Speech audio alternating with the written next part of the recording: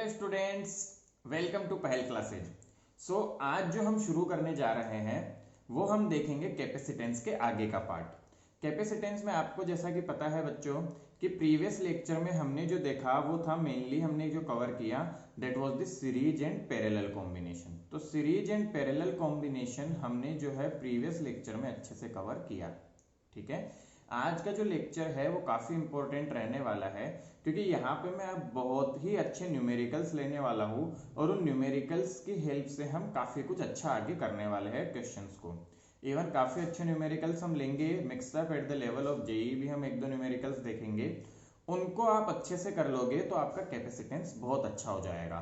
तो ये काफी इंपॉर्टेंट है समझना, और समझ आ गया तो बहुत मजा आ जाने वाला है, और मजा आएगा तो फिर आपका मन लगेगा पढ़ने में। ठीक है, तो ध्यान से साथ बने रहे। यदि आपने प्रीवियस वीडियो नहीं देखा है तो वो पहले जरूर देख के आए, क्योंकि वो नहीं देखोगे तो आगे वाला समझ में नहीं आएगा, और ये समझ में नहीं आया तो फिर तो खिचड़ी बननी है। तो सबसे इंपॉर्टेंट क्या है कि प्रीवियस वीडियो को हम देख के आ जाए।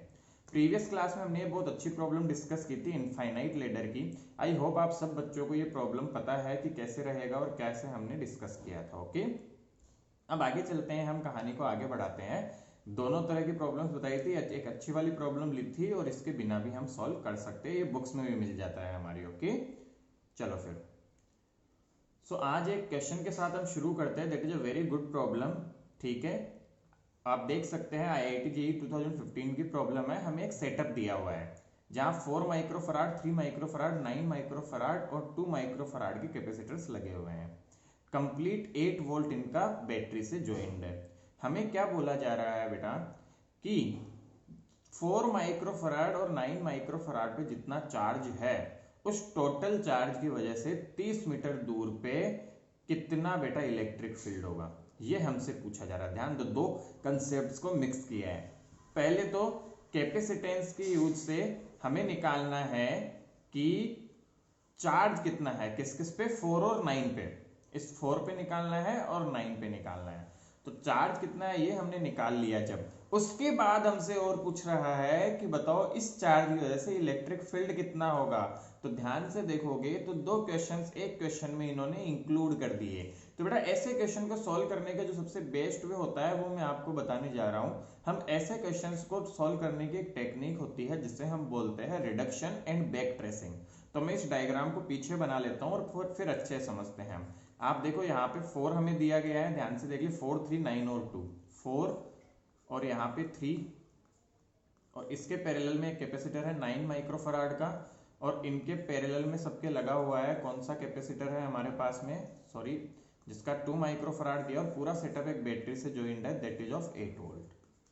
अब देखो बेटा क्या है कि हमें 4 और 9 पे पोटेंशियल निकालना है। तो पहली बात तो ये, यहाँ पे 2 माइक्रोफराड का अभी कोई वर्क नहीं है, कोई यूज नहीं आएगा हमें, क्योंकि पोटेंशियल इस पूरे सिस्टम पे उतना ही होगा 8 के बराबर। तो मैं इसको और थोड़ा छोटा कर लेता हूँ अंडरस्टैंडिंग से। वो छोटा क्या हो गया, 4।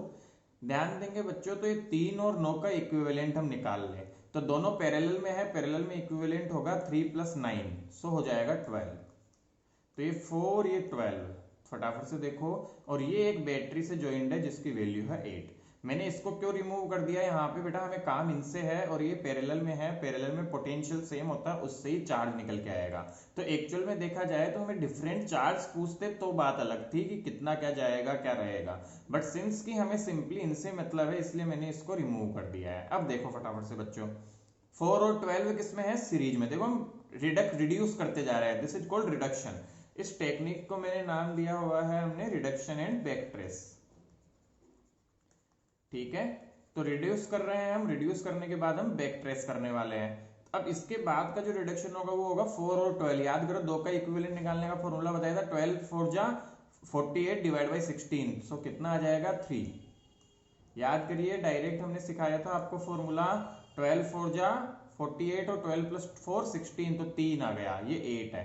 अब फटाक से देखो बेटा कि क्या समझ आया कि ये 8 है ये 3 है। इससे ध्यान देंगे तो एक बात समझ में आएगी हमें कि यहाँ पे चाहे तो निकाल सकते हो कि चार्ज, टोटल चार्ज कितना है इस पे, तो Q आ जाएगा CV, that is equal to 3 × 8 24 microfarad. This is the total charge, sorry microcoulomb, this is the total charge. अब बात आती है कि इसको कैसे हैंडल करें, तो आगे देखो अब हम क्या चलते हैं, बैकवर्ड डायरेक्शन में चलते हैं। देख सकते हैं हम कि 24 चार्ज है और सीरीज में चार्ज सेम होता है, तो इन दोनों कैपेसिटर पे चार्ज कितना हो जाएगा, 24 और 24, ये चार्ज हो गया हमें। तो हमें 4 का चार्ज पता चल गया, 4 माइक्रोफराड पे बेटा चार्ज है 24 माइक्रोकूलम। बट हमें और किसका चाहिए, 9 का। तो 9 का चार्ज चाहिए, तो वापस पे बैक ट्रेस चलेंगे, बैक जाएंगे वापस से, पहली स्टेप बैक की, दूसरी स्टेप बैक ट्रेस।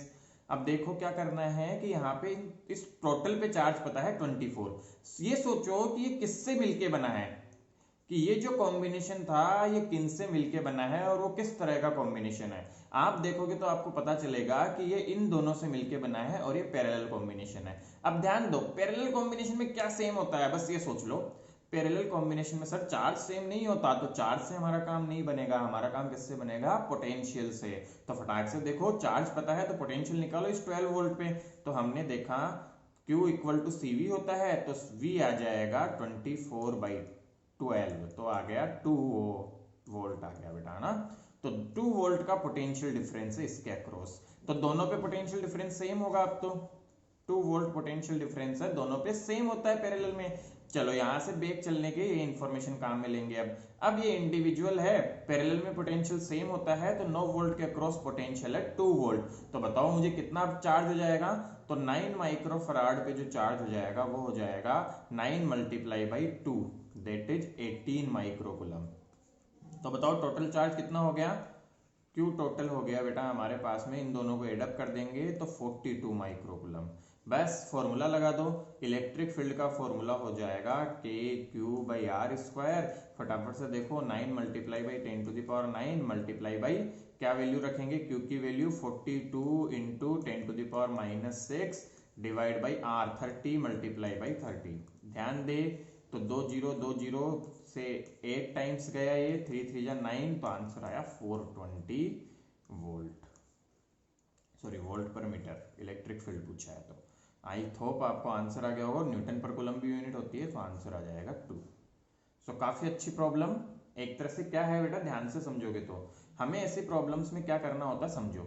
जो भी कॉम्प्लेक्स सा सर्किट होगा उसको टुकड़ों में ब्रेक करो। फर्स्ट पार्ट मान लो जो कॉम्बिनेशन मिला, सेकंड पार्ट उस तरह का कॉम्बिनेशन मिला, थर्ड पार्ट ऐसे करके, फिर एक बिल्कुल शॉर्ट सर्किट बना लिया, बिल्कुल छोटा सर्किट बन गया, सबको रिड्यूस करते गए, रिड्यूस रिड्यूस रिड्यूस। फिर उल्टा चलो, जो फाइंड करना उसके लिए back trace back trace back trace, like that. जैसा कि मैंने इस एग्जांपल में किया, आप देखेंगे तो सबसे पहले रिड्यूस रिड्यूस रिड्यूस, फिर बैक बैक और बैक। तो इस तरह से आपको रिड्यूस और बैक ट्रैकिंग टेक्निक आनी चाहिए, वो आएगी तो बहुत अच्छा हो जाता है हमारे लिए सॉल्व आउट करना चीजों को। ओके, आई होप आप ये बात समझ पाए हैं।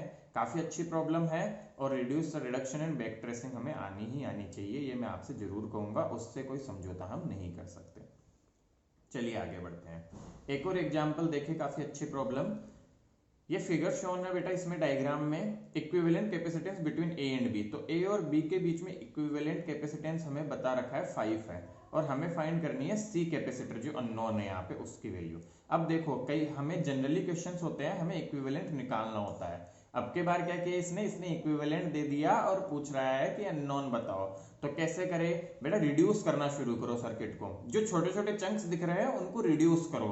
ये चंक आपको एक दिख रहा होगा, ये दोनों पैरेलल है, ठीक है, तो पैरेलल कॉम्बिनेशन है, तो इस चंक की हेल्प से हम कर लेंगे। यहां पे दिख रहा होगा ये चंक, ये भी कैसा है, आपस में पैरेलल कॉम्बिनेशन है। तो पहले इन दोनों को सॉल्व करना हमारे लिए कैसा बन जाता है, नेसेसरी बन जाता है कि पहले इनको सॉल्व करें फिर आगे बढ़े, ठीक है। तो देखो, फर्स्ट स्टेप रिडक्शन की जो काम में आएगी वो कैसी हो जाएगी, रिड्यूस करने की जो फर्स्ट स्टेप होगी दैट विल बी कि हमें इनका पैरेलल कॉम्बिनेशन का फाइंड करें हम, ठीक है। ओके, तो यहाँ पे देखिए, जैसा कि मैंने आप सबको बताया था कि हमें क्या करना होगा, यहाँ पे इसको रिड्यूस करना होगा। तो दोनों पैरेलल कॉम्बिनेशन है, फटाफट से सर्किट को दोबारा बनाऊं मैं, तो यहाँ पे देखिए 2 बन जाएगा, यहाँ पे आ जाएगा मेरे पास में 2 के साइड में आ जाएगा 1 + 1, तो ये दोनों का कितना हो जाएगा, 2 हो जाएगा, ठीक है। यहाँ से ऐसे B आ रहा है, यहाँ पे A है। सिमिलरली देखो, यहाँ पे C है, और यहाँ पे इन दोनों का कॉम्बिनेशन हो जाएगा 8 448 पैरेलल है, पैरेलल होते तो डायरेक्ट हट जाएगा कैपेसिटर में। तो देखो सिचुएशन ये है। अब ध्यान से देखोगे तो ए पॉइंट यह है, ये एक लाइन में जुड़े हुए हैं, ये एक लाइन में जुड़े हुए हैं बी के लिए, तो ये दोनों पहले सीरीज में, ये दोनों सीरीज में। तो अब रिड्यूस करो, ये दोनों सीरीज में है 2 और कितना है 2, सो दोनों सीरीज, दोनों का आ जाएगा मेरे पास में। ध्यान से देखोगे तो ये आ जाएगा बेटा, मैं यहाँ पे दोनों का रिजल्टेंट बना रहा हूँ, 2 और 2 सीरीज का हो जाएगा 1, ये बी ये ए। सिमिलरली यहाँ पे देखेंगे सभी बच्चे तो 8 और सी, 8 और सी सीरीज में तो हो जाएगा 8c अपॉन 8 प्लस सी। तो देखो मैं ऐसे लिख सकता हूँ 8c अपॉन 8 प्लस सी। अब टोटल नेट, ये दोनों पैरेलल दिख रहे हैं आपको, पैरेलल दिख ही रहे होंगे, तो फटाक से इनका निकाल ले। इनका आ जाएगा 8c upon 8 plus C plus 1, और ये टोटल किसके बराबर है बेटा 5 के बराबर दिया गया है। सो 5 से इक्वेट करके सॉल्व कर लेंगे अब। सो 8c 8 प्लस सी आ गया 4 के बराबर, 4 से देखेंगे तो 2 टाइम्स कट जाएगा, सो 2c इक्वल टू 8 प्लस सी, यहाँ से c की वैल्यू आ गई 8। तो ध्यान दे ये कैपेसिटर C कितना है 8, और सिंस माइक्रो सब जगह चल रहा है बेटा तो ये आ जाएगा माइक्रोफराड। तो अननोन कैपेसिटेंस जो था उसकी वैल्यू हमारे पास आई 8 माइक्रोफराड। ध्यान दोगे, अच्छे से समझोगे तो ये टेक्निक बहुत बेस्ट टेक्निक होती है कि रिड्यूस करो। अब सोचो यहीं पे कोई बैटरी से जोड़ देता है इसे, तो वो क्वेश्चन बन जाता है कि इनके अक्रॉस पोटेंशियल निकालो, वोल्टेज निकाल बेटा, पोटेंशियल चार्ज ये सब निकाल के बताओ, ये सारे क्वेश्चन बन जाते हैं। तो काफी इंपॉर्टेंट कंसेप्ट हुआ। क्या कंसेप्ट है समझने का जो इंपॉर्टेंट कंसेप्ट है वो है हमारा कि किस तरह से हम कैपेसिटर की प्रॉब्लम्स को सॉल्व आसानी से कर सकते हैं, उनको सिंप्लीफाई बना सकते हैं। तो बहुत इंपॉर्टेंट कंसेप्ट, बहुत प्यारा कंसेप्ट, बहुत अच्छे से आना चाहिए। अब ध्यान दे बेटा, आगे बढ़ते हैं, हम कुछ और प्रॉब्लम्स लेते हैं, उसके बाद में एनर्जी पे चलेंगे। तो देखो काफी अच्छा क्वेश्चन ये भी। कैसे?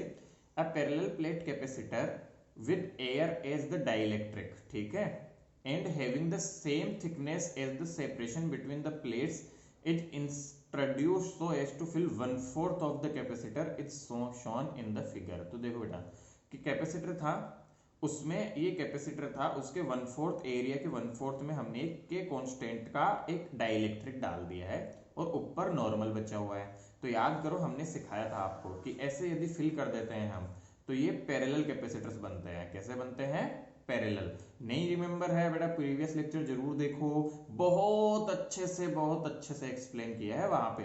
सो यहाँ से फटाक से देखोगे तो दोनों पैरेलल मान सकता हूँ, ऊपर एक कैपेसिटर है और नीचे भी एक कैपेसिटर बन जाएगा। कैपेसिटेंस होता है C होता है बेटा A epsilon not by D, और यदि एप्सिलॉन R है तो वो भी आ जाता है। तो पहले वाले का बताओ, केवल एयर है तो उसके लिए एप्सिलॉन नॉट ही होता है, तो इसका कैपेसिटेंस आ जाएगा C1 बोल दो इसे, वो आ जाएगा A कितना है 3A/4, तो 3A/4 epsilon not by D, तो D के बराबर ये मान लेते हैं, इसकी प्लेट्स का सेपरेशन कितना है बेटा जी D के बराबर। तो C2 कितना आ जाएगा? C2 आ जाएगा A/4 एप्सिलॉन नॉट K/D। अब नेट कितना आएगा? C नेट बेटा आ जाएगा C1 प्लस C2। सो देखे फटाफट से दोनों को एडअप कर देंगे हम, तो C नेट का आंसर आएगा, मैं यहाँ पे करके बता रहा हूँ आपको, दोनों को ऐड करेंगे तो कॉमन निकाल लो जो आ रहा है। सो आप देखेंगे A epsilon not by 4D common आ जाएगा, अंदर बचेगा 3 प्लस K। समझे ध्यान से? A epsilon not by 4D common आ गया, यहाँ से 3 बचा, यहाँ से K बचा, तो ये नेट आंसर है हमारा। समझ आई कि नहीं आई? कैसे कर रहे हैं हम? बहुत अच्छे से, बहुत सिंपली तरीका है, आपको कंसेप्ट आने चाहिए। कंसेप्ट आते हैं तो क्वेश्चन कैसे भी घुमा फिरा के कैसे भी बनाया जाए हम कर पाते हैं। Concept is the key. समझ आती है? कॉन्सेप्ट का पता है तो ताले अपने आप खुलेंगे, वो की है हमारी। देखो फटाक से, अब बहुत ही इंपॉर्टेंट पोर्शन शुरू होता है बेटा, डोंट वरी, हम और भी बहुत सारी प्रॉब्लम सॉल्व करवाऊंगा मैं आपको। एक सेशन इस प्रॉब्लम सॉल्विंग पे ही रहेगा, और इवन एनसीईआरटी की जब मैं प्रॉब्लम्स का सॉल्यूशन प्रोवाइड करूंगा तो वहां पे भी आपको बहुत सारी प्रॉब्लम्स देखने को मिलेगी। तो आइए आगे बढ़ाते हैं कहानी को और एनर्जी स्टोर देखते हैं। तो अब क्या हुआ, हम देख चुके बेटा, हमने बताया कि कैपेसिटर का काम क्या है, एनर्जी स्टोर करना, इंस्टेंटेनियस एनर्जी प्रोवाइड करना। अब कैपेसिटर के बीच में जो एनर्जी थी, ठीक है, इधर जीरो इधर जीरो, हमने ये भी बताया था बाउंडेड है, तो इस एनर्जी को मेजर कैसे करें, इसका मेजरमेंट क्या है, तो वो हम निकालेंगे इससे। कि एनर्जी कितनी स्टोर है। कैपेसिटर की प्लेट्स है, प्लेट्स के बीच में किसी ने एनर्जी रखी हुई है, हमने इलेक्ट्रिक फील्ड है प्लेट्स के बीच में, तो एनर्जी ओवरऑल कितनी है, उसकी क्वांटिटी क्या है, कैसे पता चलेगा कि कोई कैपेसिटर कितनी एनर्जी स्टोर कर रहा है, कितना इफेक्टिव है, वो सारा मेजर करने के लिए कंसेप्ट आता है हमारे पास में, जिसे हम बोलते हैं energy stored in the capacitor. तो आइए शुरू करते हैं कॉन्सेप्ट को और ध्यान से देखते हैं, अच्छे से देखते हैं, तो आपको बहुत अच्छे से ये समझ में आएगा, कोई प्रॉब्लम नहीं आएगी। चलिए, तो पहला क्या आ गया, ये energy stored in the capacitor. समझिए क्या हो रहा है, यहाँ पे कैपेसिटर बनाया हुआ है मैंने, प्लस क्यू और माइनस क्यू चार्ज है यहाँ पे, आप देख सकते हैं प्लस चार्ज है इस प्लेट पे, माइनस चार्ज है इस प्लेट पे, और इलेक्ट्रिक फील्ड बेटा इधर से इधर की तरफ रहेगा। हम क्या बोलते हैं कि मान लो कि हम ट्रांसफर कर रहे हैं dq charge at a time from one plate to another, let's time from both plate save charge q। अब ध्यान से समझो, एक्चुअल में पोटेंशियल है क्या बेटा, ध्यान से समझोगे तो आपको बहुत अच्छे सब कुछ समझ में आएगा और कोई भी प्रॉब्लम नहीं आएगी। तो देखिए कैसे हम आगे बढ़ रहे हैं, इसमें आपको समझ आ गई होगी। तो एनर्जी स्टोर्ड हमें फाइंड करना है, Q से माइनस Q। अब क्या बोला जा रहा है बेटा, समझो एक्चुअल में चार्जिंग जो, बहुत इंपॉर्टेंट कंसेप्ट बताने जा रहा हूं, ध्यान से समझोगे। चार्जिंग जो है वो कंटिन्यूअस प्रोसेस है। कैसी प्रोसेस है, कंटिन्यूअस। ऐसा कभी नहीं होता है कि मान लो इस पे टोटल चार्ज Q है तो वो एक बार में छपाक से दे दिया इसको कि ले चार्ज Q पकड़। अरे कहां से दे दोगे इतना चार्ज भाई, एक साथ नहीं। क्या इलेक्ट्रॉन्स इतने सारे एक साथ निकाल सकते हो, नहीं निकल सकते। तो कैसे किया, एक एक इलेक्ट्रॉन ट्रांसफर हो रहा है, एक एक इलेक्ट्रॉन ट्रांसफर हो रहा है, एक इलेक्ट्रॉन ट्रांसफर हो रहा है। समझने की बात है कि इलेक्ट्रॉन्स धीरे धीरे ट्रांसफर होते हैं। चलो अच्छी बात है। तो चार्जिंग जो है वो कैसी प्रोसेस है, कंटिन्यूअस प्रोसेस है। तो चार्ज जैसे धीरे धीरे जाएगा उस पे, तो हमें एनर्जी निकालनी है तो उसी की तरह से निकालेंगे। तो देखो बेटा क्या हुआ, हमने बोले किसी इंस्टेंट पे इस पे चार्ज प्लस क्यू है, इस पे माइनस क्यू है स्मॉल, और डी क्यू चार्ज का ट्रांसफर हुआ यहाँ से, ठीक है, डी क्यू चार्ज इस पे आया हमारे पास। तो अब बताओ क्या मैं लिख सकता हूं कि पोटेंशियल जो हो गया, वर्क डन जो होगा, वो लिख सकते हैं हम वी डी क्यू। ठीक है बेटा, क्या लिख सकते हैं, वी डी क्यू। इसे सही करेंगे बच्चे, क्यू उसमें नहीं है बेटा, इसके साथ में है ना डी क्यू के। सो वी डी क्यू हो जाएगा। कैसे, आप सबको पता है बेटा, वर्क डन या एनर्जी होती है वो रहती है, पोटेंशियल डिफाइन ऐसे किया था हमने, यदि आपको नहीं पता तो पोटेंशियल का लेक्चर जरूर देखें। तो देखिए वर्क डन को लिख सकता हूँ वी डी क्यू। क्यों, डी क्यू चार्ज को ले गए और वी पोटेंशियल था उस इंस्टेंट पे। अच्छा, इस इंस्टेंट पे वी पोटेंशियल कितना हो जाएगा, वो हो जाएगा, ध्यान से देखोगे तो इलेक्ट्रिक फील्ड होता है हमारे पास में, कितना होगा इलेक्ट्रिक फील्ड, या फिर डायरेक्ट बोलना चाहूं तो क्या मैं इसको बोल सकता हूं बेटा, पोटेंशियल को यहाँ पे ध्यान से सब बच्चों को समझना है इस पॉइंट को कि हम पोटेंशियल कैसे लिखे यहाँ पे। ठीक है, सो पोटेंशियल लिखने का तरीका हुआ, यदि आपको रिमेंबर है तो Q इक्वल टू होता है CV, so V can be written as Q by C, एक उस इंस्टेंट पे। ठीक है, सो हमने ये फॉर्मूला यूज किया, V को हमने लिख दिया Q upon C, dq charge transfer हुआ ही था। अब सिंस हमें कितना चार्ज देना है, इनिशियल चार्ज था 0 और फाइनल चार्ज हो गया Q के बराबर, तो लिमिट लगेगी 0 से Q। तो 0 से Q बेटा लिमिट लगाई, सॉल्व किया, आपको देखो C कांस्टेंट है, Q dq का इंटीग्रेशन होगा Q square upon 2, x dx का इंटीग्रेशन कितना होता है जी, x dx होता है x square by 2। Value put कर दी इसकी चार्ज की, आंसर आया Q स्क्वायर बाई 2C। अच्छा, तो जितना आंसर आया वही वर्क जो है वही एक्चुअल में किसकी फॉर्म में स्टोर्ड है, एनर्जी की फॉर्म में। तो यही किसके बराबर हो जाता है, हमारा एनर्जी के इक्वल हो जाता है। तो देखो फटाफट से, वर्क इक्वल टू इतना आ गया और यही एनर्जी के इक्विवेलेंट है। So Q equal to CV, charge जो आ जाएगा वो CV के बराबर आएगा, और वर्क डन जो हो जाएगा वो हो जाएगा बेटा CV स्क्वायर अपॉन 2C। ठीक है, Q को हम CV लिख सकते हैं, तो आंसर आया हाफ CV स्क्वायर। ओके, और यहां से वर्क डन को हाफ QV भी बोल सकता हूं। तो देखो बेटा तीन फॉर्मूले आ गए हमारे पास में एनर्जी के, क्या क्या, Q square upon 2C equal to half CV square equal to half QV। तीनों फॉर्मूले ही काम आ जाते हैं डायरेक्ट जो वैल्यू दी हुई है उसके अकॉर्डिंग। तो आपको तो तीनों ध्यान में रखने हैं ताकि जरूरत पड़ने पे जिसकी भी नीड है वो यूज ले पाए हम। आई होप आपको ये सब बात बिल्कुल क्लियरिटी से समझ में आ रही होगी, डाउट बिल्कुल नहीं रहना चाहिए हमें, ठीक है ना।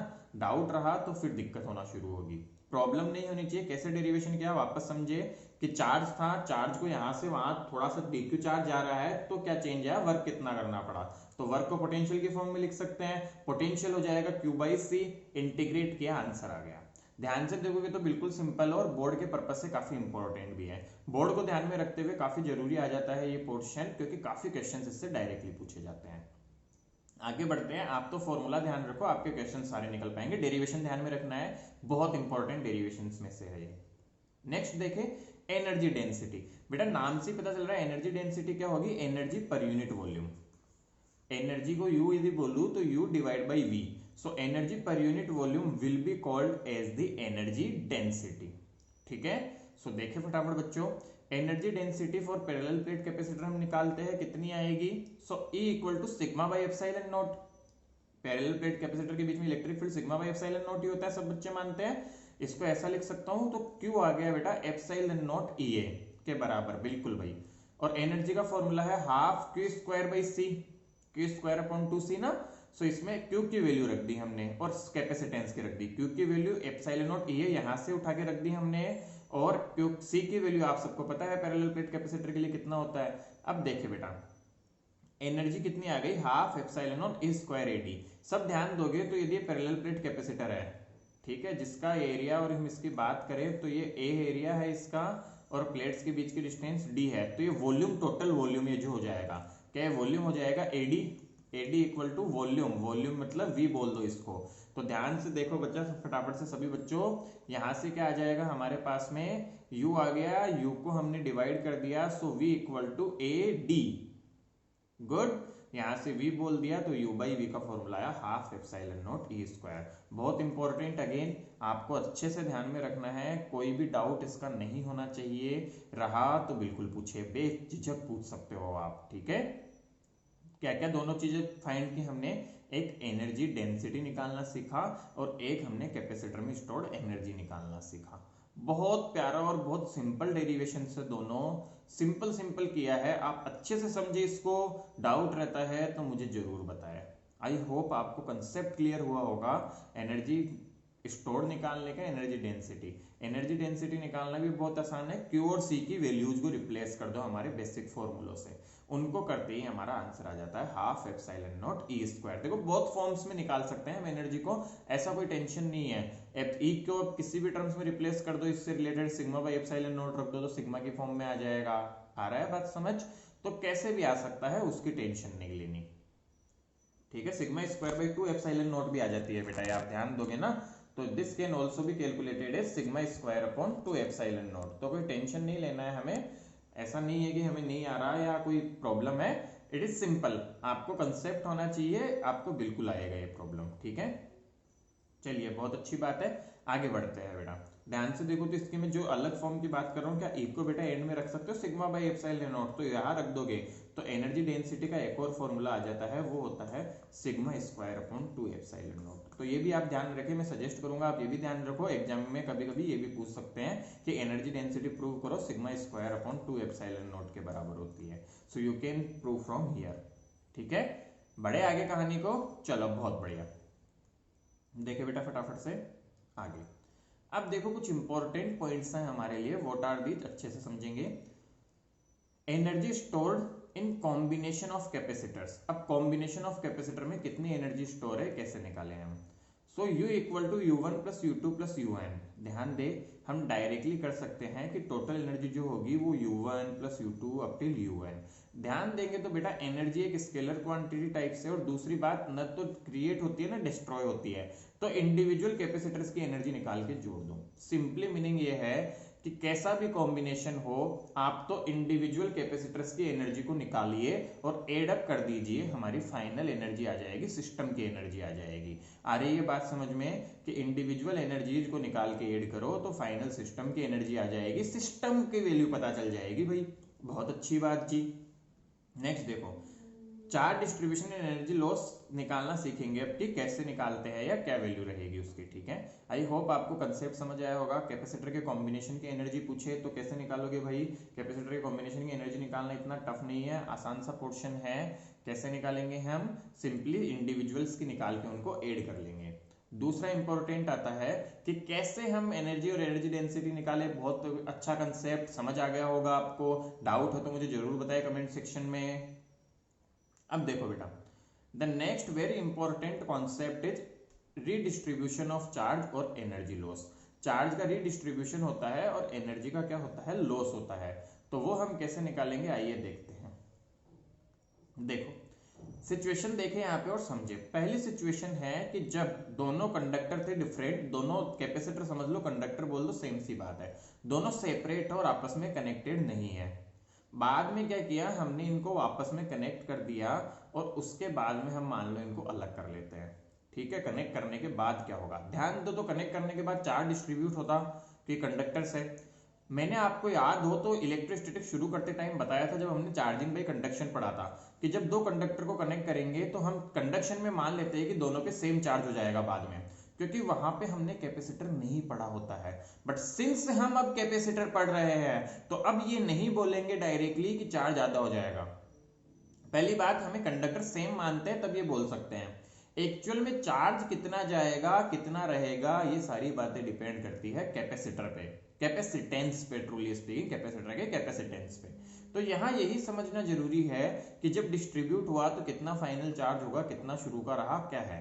तो बेटा बहुत आसान कंसेप्ट है, बहुत प्यार से समझ सकते हो। सिंपली यहाँ पे चार्ज कंजर्वेशन हम अप्लाई करते हैं। ठीक है, चार्ज कंजर्वेशन यदि आप ढंग से अप्लाई कर दोगे तो आपको पक्का कंसेप्ट समझ आ जाएगा, बिल्कुल क्लियरली समझ में आ जाएगा। ठीक है, चलिए देखते हैं। सो क्या हुआ यहाँ पे कि ज्वाइनिंग बीफ से पहले क्या सिचुएशन है, तो इस पे Q1 मान लो है चार्ज, इस पे C1 कैपेसिटेंस है, इसी तरह इसका Q2 चार्ज है, मान लो C2 कैपेसिटेंस है। सो वी कैन राइट, और V1 V2 है इनका, मान लो पोटेंशियल इन दोनों का। So Q1 can be written as C1 V1, Q2 can be written as C2 V2। After joining with wire, actual में क्या होता है, जब बेटा दोनों को ज्वाइन कर देते हैं तो दोनों का पोटेंशियल सेम हो जाता है। मैंने आपको बोला था हम वहां पे चार्ज सेम करते थे क्योंकि कैपेसिटेंस सेम होता था, but the actual truth is after joining with wire potential becomes same. बहुत इंपॉर्टेंट कंसेप्ट है, ध्यान से समझोगे, पोटेंशियल बिकम्स सेम। अब पोटेंशियल सेम हो जाएगा तो हम आगे सारी बात कर पाएंगे जी। पोटेंशियल सेम करते ही हमारे काफी रास्ते खुल गए, पोटेंशियल सेम होगा, अब आगे कैलकुलेशन आसान हो जाएगी। देखिए कैसे। कनेक्ट करने के बाद क्या हुआ, Q1 डैश, मान लो चार्ज इस पे हो गया Q1 डैश, इस पे हो गया Q2 डैश, पोटेंशियल दोनों का VV हो गया, कैपेसिटेंस तो अलग था ही। So Q1 dash equal to C1V, Q2 dash equal to C2V। और बाय कंजर्वेशन ऑफ चार्ज, मैंने क्या बोला, कंजर्वेशन ऑफ चार्ज पे डिपेंड है, देखो सब कुछ। Q1 plus Q2 equal to Q1 dash plus Q2 dash, and C1 V1 plus C2 V2 equal to C1 plus C2 multiply by V। Good. So C1 plus C2 multiply by V आ गया, यहां से V की value आ गई ये C1 V1 plus C2 V2 upon C1 plus C2। ध्यान रखेंगे सभी इस फॉर्मूले को डायरेक्टली पूछा जाता है बहुत बार। देखिए फटाफट बेटा, यहां से मैं डिवाइड करता हूं इन इक्वेशन को, Q1 dash upon Q2 dash, तो वो आता है C1 अपॉन C2 के रेशियो में। तो ध्यान दोगे तो किस रेशियो में चार्ज डिस्ट्रीब्यूट होगा वो डिपेंड कर रहा है उनके कैपेसिटेंस के रेशियो पे। और सही भी तो बात है, कैपेसिटेंस है ही क्या, कैपेसिटी टू स्टोर चार्ज या एनर्जी स्टोर करने की कैपेसिटी, वो कैपेसिटेंस पे डिपेंड नहीं करेगा तो और किस पे डिपेंड करने वाला है। ठीक है, आ रहा है समझ में सभी बच्चों को, आई होप आपको बस डाउट नहीं होना चाहिए इसमें, बाकी सब चलेगा। ठीक है, चलिए बहुत अच्छी बात जी, आ गया समझ में, बढ़िया भाई, आगे बढ़ते हैं। सो पोटेंशियल निकालना बहुत आसान, क्या किया सर, सिंपल चार्ज ही तो कंजर्वेशन अप्लाई किया, कौन सी बड़ी बात कर दी यार। पहले Q1 लिख लिया, Q2 लिख लिया, Q1 डैश लिख लिया, Q2 डैश लिख लिया, दोनों को बराबर कर दिया, ले भाई आ गया पोटेंशियल।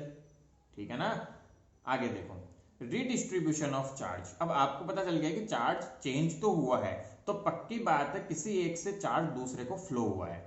ठीक है, कि किसी एक के पास चार्ज पहले ज्यादा था, वो दूसरे की तरफ चला गया। तो देखो, change in the potential of conductor 1, first के पोटेंशियल में चेंज को बोल रहे बेटा delta V1, that is V1 minus V।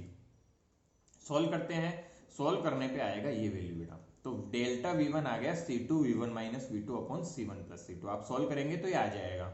Similarly change in potential of second conductor, second conductor का कितना चेंज हुआ, तो V2 माइनस V कर देंगे। ठीक है, अब ध्यान दो, यहाँ पे कंसिडरेशन लिया है हमने मान लिया है कि V1 is greater than V is less than V2।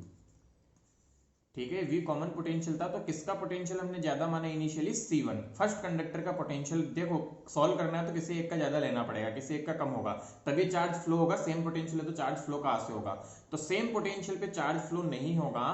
तो हमें यदि कंसिडर करना है कि चार्ज का फ्लो एक से दूसरी तरफ हुआ है, कि एक जगह से उठ के दूसरी तरफ चार्ज गया है, तो वो जाएगा कब भाई, वो जाएगा जब पोटेंशियल में डिफरेंस होगा। हमने मान लिया V1 जो है वो V2 से बड़ा है, V1 V2 से बड़ा है, तो जो नेट आएगा वो इन दोनों के बीच में आएगा। ठीक है, so charge in the potential of conductor, वो आंसर आ गया ये। ध्यान से देखोगे तो दोनों को डिवाइड करने पे delta V1 upon delta V2 आता है C2/C1, मतलब चेंज इन पोटेंशियल कैपेसिटेंस के रिवर्स रेशियो में है। चेंज का पोटेंशियल किसके रेशियो में है, reverse ratio of the capacitance. Good, चलो बहुत अच्छी बात है। आगे देखो, charge in divided ratio of capacitance, charge is divided in ratio of the capacitance. ठीक है, तो चार्ज जो है वो कैपेसिटेंस के रेशियो में डिवाइड हो जाता है। तो चार्ज तो कैपेसिटेंस के रेशियो में डिवाइड होगा, और ये किसके रेशियो में डिवाइड हो रहा है, उल्टा रेशियो में potential. Let's V1 greater than V2, तो ये सारी बात हमें समझ में आ गई है, मैंने ऑलरेडी बता दिया आपको। अब देखो बेटा, कई बार हमसे क्वेश्चन किया जाता है एनर्जी लॉस कितना हुआ, तो समझो इसको भी।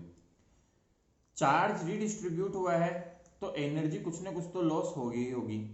When charge redistribute, the some energy converted into heat. Thus energy loss occurs in form of heat.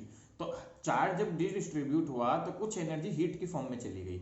वो हीट एनर्जी कितनी लॉस हुई वो कैसे निकाले, सिंपल सी बात है, एनर्जी लॉस निकालना है तो E initial minus E final. Since हम लॉस बोल रहे हैं बेटा, ये प्रैक्टिकल फिनोमिना है कि लॉस होता है, तो हमने E initial minus E final, और आपको एनर्जी चेंज निकालना है तो आप क्या करते हो generally, E final minus E initial. तो आप जब ये वैल्यू निकालोगे तो ये आएगी नेगेटिव, तो नेगेटिव वैल्यू का मतलब क्या है, लॉस।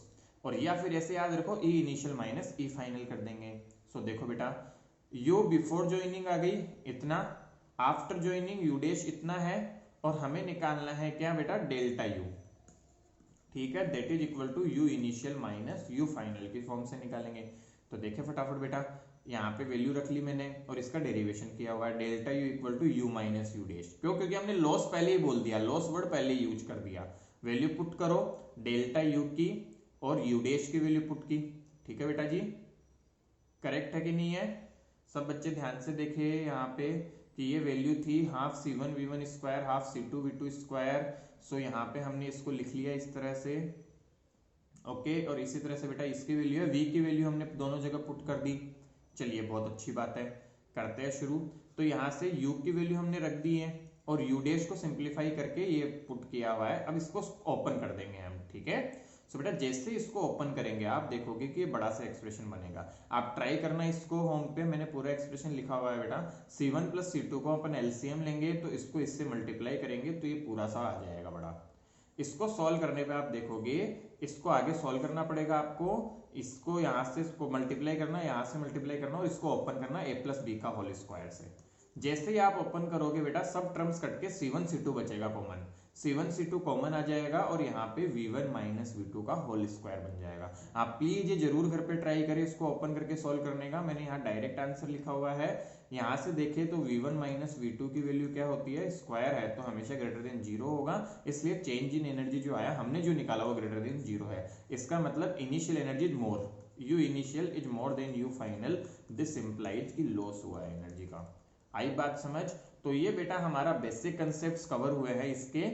अब मैं एक वीडियो लेक्चर इस पे और बनाऊंगा जिसमें मैं बहुत अच्छे क्वेश्चंस लेने वाला हूँ, बहुत प्यारे क्वेश्चंस। आप देख सकते हैं बहुत सारे क्वेश्चंस मैंने ऑलरेडी इंक्लूड किए हुए हैं, बढ़िया बढ़िया बहुत प्यारे जानदार क्वेश्चंस। तो वो सारे क्वेश्चंस हम नेक्स्ट लेक्चर में डिस्कस करेंगे, आपको काफी अच्छा लगेगा। आपका क्या सजेशंस है वो कमेंट करके मुझे जरूर बताएं। कोई स्पेसिफिक टॉपिक्स आप चाहते हैं तो वो भी मुझे कमेंट सेक्शन में बता सकते हैं। थैंक्स।